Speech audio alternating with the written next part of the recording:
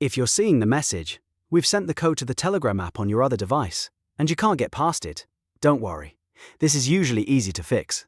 In this video, I'll show you the quickest way to bypass that login screen and get back into your Telegram account using an alternate verification method. This is especially helpful if you no longer have access to the other device or if Telegram keeps trying to send the code to the wrong place. Before we get started, make sure to hit the like button and subscribe for more quick app fixes and tutorials. Alright, let's jump in. First, stay on the Telegram login screen and do not keep refreshing or closing the app.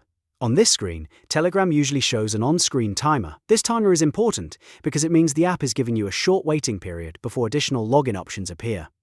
In most cases, you'll need to wait around 2 minutes, so just let that timer fully expire. While you wait, make sure your mobile number is entered correctly and that you have access to the phone number linked to your Telegram account.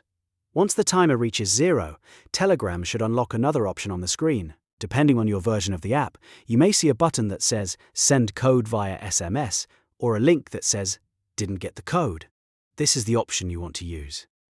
Tap it, and Telegram will switch from sending the login code to the other device to sending a verification code directly to your mobile number by SMS.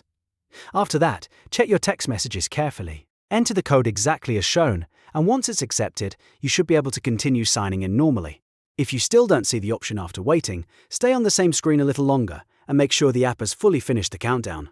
Also, confirm that your internet connection is stable, because a weak connection can sometimes delay the login options from appearing.